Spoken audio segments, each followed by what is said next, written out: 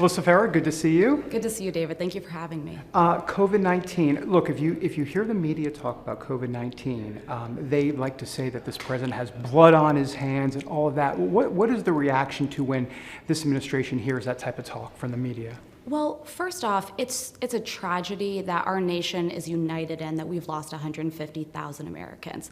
This weighs heavier on no one's heart than the president's. I'm in with him in meetings daily when he's getting updates, he's getting data reports, he's deploying PPE, he's sending support to states, and it's just, he doesn't let the noise bother him. It's hard for those who care about him and those around him. He's focused on leading, though, and what our government has been able to do to respond to this unprecedented crisis is truly amazing. One thing I would tell your viewers that I think is important to know is just how far we've come since March and April at the height of this virus. Yes, cases are still rising, but we have therapeutics, we have PPE, we have hospital capacity. We've actually got some exciting announcements coming on further therapeutics soon, and we're racing toward a vaccine. And that is all thank you to President Trump's leadership. Mm-hmm. So you think that media narrative is pretty much bogus? It is. Listen, the media plays an important role in public health and in getting information to the American people. What's not helpful is when they're weighing in and not giving all the facts, not properly contextualizing it, and really politicizing what's a tragedy we all really need to be united in together. Mm-hmm. Hydroxychloroquine, I'm glad I pronounced it correctly. There are a lot of folks that say, hey, the president was right all along. What's the feeling inside the White House about hydroxychloroquine? Well, I would start by saying the president is the right-to-try president. He passed historic legislation that helped terminally ill patients try medications that are still in the trial phase, anything to try to save their lives. So that's the mindset he approaches this virus with as well. We've always said, while talking about hydroxychloroquine, you should only take it in consultation with your medical professional, so with a doctor. Let me move on to news of the day a little bit. There was a tweet from the president this morning, on Thursday morning, where he talked about, and he put a lot of question marks after it, but should the election be delayed? We've already heard Senator Mitch McConnell and Ted Cruz come out and say, no, we're not going to delay the election. What was the thinking behind that tweet? Yeah, so the president was raising awareness about the issues with mass mail-in voting.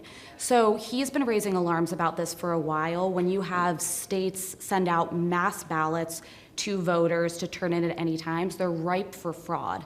So an example we would point to is a New York congressional district had their election was weeks ago, but the results have yet to be called 3 weeks later because of mass mail-in voting, some fraud related to, and just not being able to account for the ballots.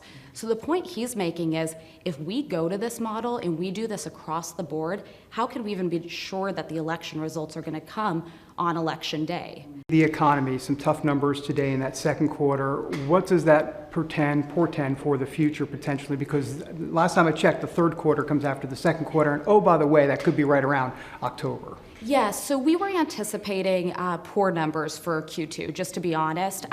If you think about it, April and May, the economy was artificially shut down to deal with coronavirus. So millions of businesses weren't operating, money wasn't circulating in the economy. We started some phases of reopening in June. So we anticipated, actually our projections showed it would be worse than the 32% it ended up being.